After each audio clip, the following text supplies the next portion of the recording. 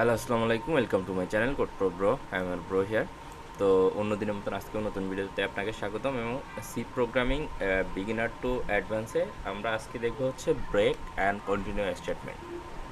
তো এই দুইটা স্টেটমেন্ট নিয়ে আসলে তেমন কমপ্লেক্স বিষয় না, কিন্তু আমাদের এই দুইটা স্টেটমেন্ট জানা লাগবে, কারণ আমাদের কিছু কিছু সময় কাজে লাগে। এবং আমরা ব্রেক স্টেটমেন্ট অলরেডি আমরা যদি দেখে আসি, আমরা যে আমাদের সুইচ কেস, এই দেখেন সুইচে কিন্তু আমরা ব্রেক অলরেডি ইউজ করেছি।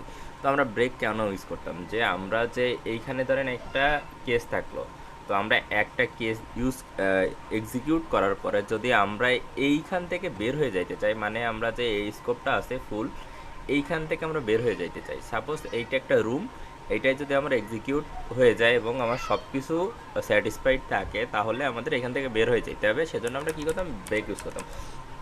তো এটা আমরা একটা লুপ দিয়ে বোঝানোর ট্রাই করেছি, যাতে আরও সহজে বুঝতে পারেন। তো এইখানে দেখেন আমাদের আছে কি, যে include studio dot H integer main, এই তো আমাদের সিম্পল ফরম্যাট। তো এইখানে আমরা একটা লুপ নিয়েছি। দেখেন লুপ নেওয়ার পরে এখানে কি হয়েছে, আমাদের প্রথম কী হয় লুপে, যে আমার প্রথম আছে ইনিশিয়ালাইজ কোনটা, আই। আই কোথা থেকে শুরু, 1। তারপরে কি করবে, সে কন্ডিশন চেক করে, করার পরে গিয়ে আমার লুপ বডি এক্সিকিউট হয়। হওয়ার পরে কি হয়, যদি ট্রু হয় তাহলে আমার ইনক্রিমেন্ট হয়, আবার যদি ফলস হয় তাহলে আমাদের লুপের বাইরে চলে যায়। কিন্তু আমরা এইখানে ইনসাইড লুপ একটা কন্ডিশন নিয়েছি, সেটা হচ্ছে if I equal to 3i, মানে আই যদি 3-এর সমান হয় তাহলে ব্রেক হয়ে যাবে, মানে এই লুপের থেকে বাইরে চলে যাবে, গিয়ে আপনার এইটা প্রিন্ট হবে। তো এইটা হচ্ছে আপনার ব্রেক স্টেটমেন্টের কাজ। তো আমরা যদি ব্রেক স্টেটমেন্ট বুঝি তাহলে আমাদের এটা বুঝতেও সমস্যা হবে না। তো আমি কোড ব্লকসটা ওপেন করি, একটা নিউ ফাইল নেই, একটা ফাইল, এখানে একটা ফাইল নেই, ব্রেক। তো ব্রেক নামে আমি একটা ফাইল নিয়েছি এবং আমি এই কোডটা এখানে নিয়ে যেতে পারি। তো আমি সিম্পল এটা আমি সাইড করে রাখি। তো এই কোডটা আমি এখানে করি,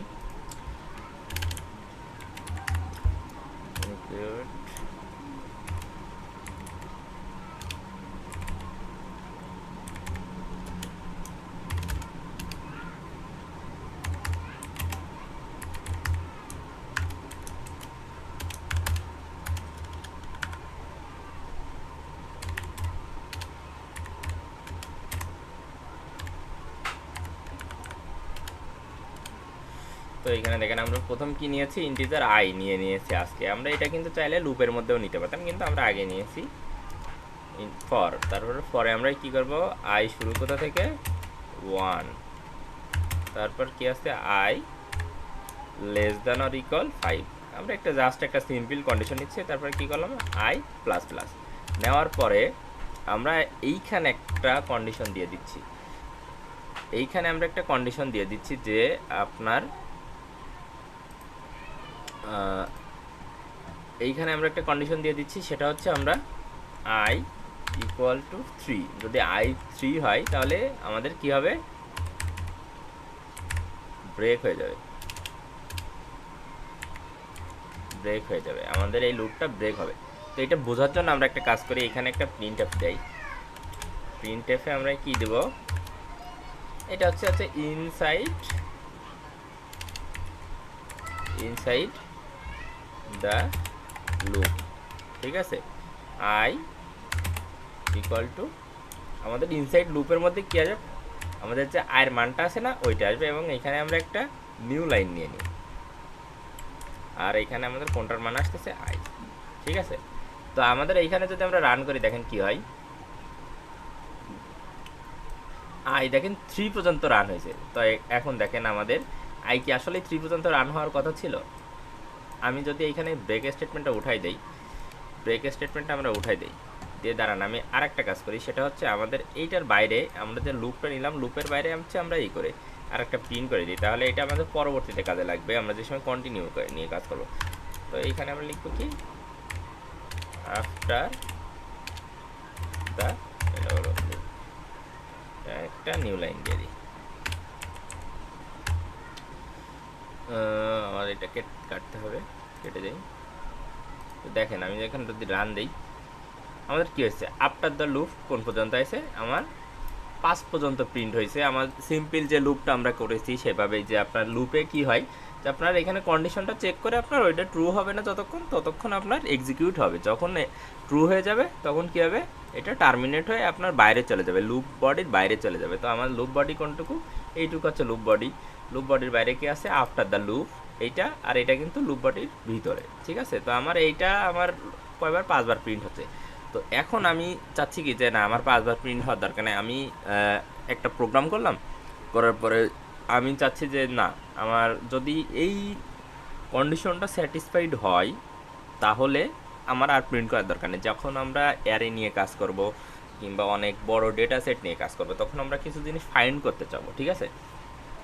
তো ফাইন্ড করার সময় আমরা হয়তো একজনের রোল নাম্বার সার্চ করতে পারি। সাপোজ আপনি একটা সিস্টেম বানাইলেন যেটা হচ্ছে একজনের রোল নাম্বার সার্চ করতে হবে। তো আপনি এইখানে দেখা গেল কি আমার রোল নাম্বার স্টার্ট 100 থেকে এবং এইখানে আমার শেষ হচ্ছে 500। তো আমি এইখানে কি করতেছি, আমি একটা একটা করে প্রিন্ট করতেছি যে 100 থেকে 500 পর্যন্ত প্রিন্ট হবে।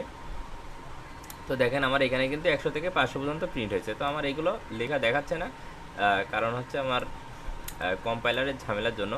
তো এখানে আসলে কিন্তু এটা আছে, সমস্যা নেই, আপনার 100 থেকে 500 পর্যন্ত এখানে লেখা দেখাইছে। তো আমি চাচ্ছি কি যে আমার সব লাগবে না, আমার সব রেজাল্টগুলো লাগবে না। আমি ফাইন্ড করতে চাচ্ছি যে আমার যার রেজাল্ট হচ্ছে রোল হচ্ছে আমার 300, আমার সেই পর্যন্ত প্রিন্ট করুক। আমি 300 স্টুডেন্টের চাচ্ছি, আমার 500 চাচ্ছি না। আমার সাপোজ 2টা সেকশন আছে, আমার সেকশানে হচ্ছে 300 স্টুডেন্ট, অন্য সেকশানে আর 200। তা আমি চাচ্ছি না যে তাদের রেজাল্টও আমি প্রিন্ট করি। তো আমি সেই জাস্ট এখানে দিয়ে দিলাম যে ইফ আই ইকুয়াল টু 300, তাহলে এখানে কি হবে, ব্রেক হয়ে যাবে। মানে আমার এই লুপ বডি আর এক্সিকিউট করা লাগবে না, আমার এই লুপ এইখান থেকে বাইরে চলে যাবে। তো দেখেন এখানে 300 পর্যন্ত প্রিন্ট হওয়ার পরে আমার আফটার দ্য লুপ চলে আসছে, মানে আমার লুপের বাইরে চলে আসছে। এইটা হচ্ছে সিম্পল ব্রেক স্টেটমেন্টের কাজ। এইটা হচ্ছে আপনার কি করে যে আমরা যে এই যে একটা লুপ বডি আছে এইখানে, এই যে এই ফুল বডি থেকে ও বের হয়ে যাবে, গিয়ে আর এইখানে আসবে না। সে এইখানে সে কিন্তু চেক করতে পারতো যে আপনার এটা সঠিক কি বেঠিক এরকম টাইপের, কিন্তু সে কি করছে না, এইখানে সে আর ব্যাকেই যায় না। লুপ কীভাবে কাজ করে আমরা দেখাইছিলাম যে 1 2 3 4, 1 2 3 4, মানে লুপ আমরা যে লুপের যে এটা দেখছিলাম আমরা ওইখানেই কিন্তু আমরা দেখছিলাম যদি লুপে এই যে আমাদের লুপ বডিটা কীভাবে কাজ করে, initialize condition loop body update, এইভাবে আমাদের কাজ করে। তো এইটা কিন্তু এখন আর এখানে হচ্ছে না। তো ব্রেক স্টেটমেন্টের প্রধান কাজই হচ্ছে এইটা যে আপনার লুপ বডি বলেন, আপনি যদি কোনো কেস বলেন অথবা আপনি কোনো কন্ডিশনের মধ্যে ব্রেক দিয়ে দেন, সেটা যদি স্যাটিসফাইড হয় তাহলে আপনার সেই ফুল স্কোপ থেকে এক্সিট হয়ে সে বাইরে গিয়ে এক্সিকিউশন শুরু করে দেবে। মানে আপনার যে এইখানে যে স্কোপটা আছে এইখান থেকেও বাইরে চলে যাবে, ঠিক আছে। এই দেখেন এইখানে এটুকুর মধ্যে থেকে বাইরে চলে এসে সে এইটা প্রিন্ট করে দিছে, ঠিক আছে। এইটা হচ্ছে সিম্পল ব্রেক স্টেটমেন্টের কাজ। তারপর এখন আসি হচ্ছে আমরা কন্টিনিউর কাছে। কন্টিনিউ আসলে কি, তো কন্টিনিউ একটু কনফিউজ হইতে পারেন নাম শুনে, কন্টিনিউ শুনে নাম শুনে হয়তো আপনারা কনফিউজ হইতে পারেন, কিন্তু এইটা হচ্ছে ব্রেকের উল্টা। ব্রেকে কি হইতো, আপনার এইখান থেকে ফুল বের হয় এখানে চলে আসতো, নিচে চলে আসতো। আমরা জানি যে আমাদের এক্সিকিউশন উপর থেকে শুরু হয়, এতে তাহলে এখন কি হওয়ার কথা যে আপনার কন্টিনিউ 3 হইলে আপনার কন্টিনিউ মানে নিচের দিকে আসবে, কিন্তু না, এইখানে কাজ হয় কি যে আপনার যদি এইটা স্যাটিসফাইড হয় তাহলে এইটা বাদ দিয়ে দিবে, এইটা সে প্রিন্টই করবে না, মানে আপনার এই নিচে এইখানে আসবে না, এইখানেই আসবে না, মানে এইটা সে শুধুমাত্র চেক করে এখানে আসবে না, না আসার পরে সে কী করবে, আবার লুপ কন্ডিশনে চলে যাবে। তো এটা আমরা এইটা একটু দেখি, আমরা যদি এইটা দেখি তো দেখেন আমরা এখানে ব্রেক দিয়েছিলাম। তো আমরা কাজ করি, এটা আমাদের আজকে নিচে দিতে হবে, কারণ আমাদের উপর থেকে এক্সিকিউশন হইতে লুপ, আর এটা আউটসাইড দ্য লুপ। এইখানে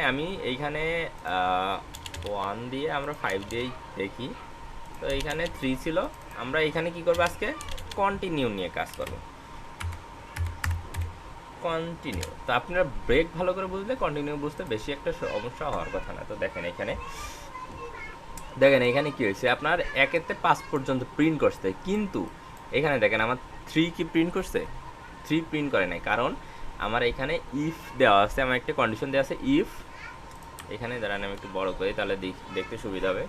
এখানে দেখেন ইফ 3 আই ইকুয়াল টু 3, মানে যদি এইখানে যদি 3 হয় আয়ের মান, তাহলে কী হবে, কন্টিনিউ হবে, মানে আমার এই নিচের কোনো লাইন এক্সিকিউট হবে না, আমার উপরে যায় এক্সিকিউট হবে। একটা জিনিস দেখি আমরা, এই লাইনটা যদি আমরা এইখানে দিতাম তাহলে কী হতো দেখেন,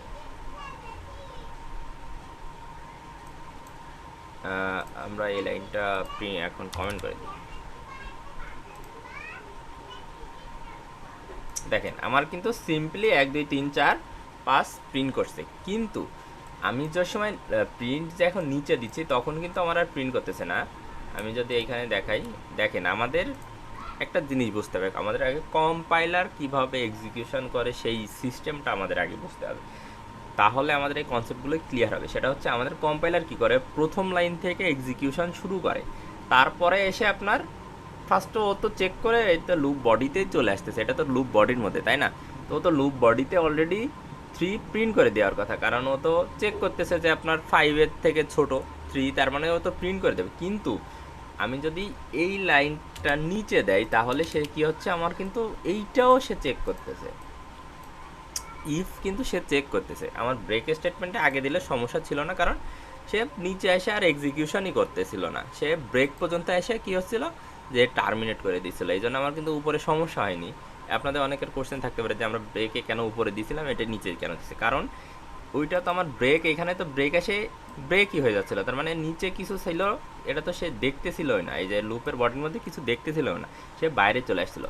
কিন্তু আমার কন্টিনিউ যে সময়, কন্টিনিউতে কী হবে, সে আমার আবার লুপেই চলে যাচ্ছে, আমার লুপের বাইরে যাচ্ছে না, কিন্তু এই জন্য কিন্তু আমার আবার এইখানেই আসবে পরের বার, সে এই জন্য আমার নিচে দেওয়া লাগবে, কারণ সে হচ্ছে এক্সিকিউশন হইতে হইতে উপর থেকে নিচের দিকে আসতেছে, সে লুপের বাইরে চলে যাচ্ছে না, সেই জন্য আমাদের নিচে দিতে হবে। তো এখন যদি আমি এইখানে আবার প্রিন্ট দেই, তো দেখেন এইখানে আমার 3 বাদে সব কিছুই প্রিন্ট হবে। এই দেখেন 1 2 4 5, মানে 3 এখানে হয়নি, তারপরে কি হয়েছে, আমাদের আফটার লুপে গেছে, মানে আমাদের এই কন্ডিশন সম্পূর্ণ স্যাটিসফাই করে তারপরে গেছে, মানে 5 পর্যন্ত প্রিন্ট হয়েছে। এইখানে যদি আমি 3 না দিয়ে এখানে যদি 4 দিতাম তাহলে আমাদের 4 প্রিন্ট হবে না,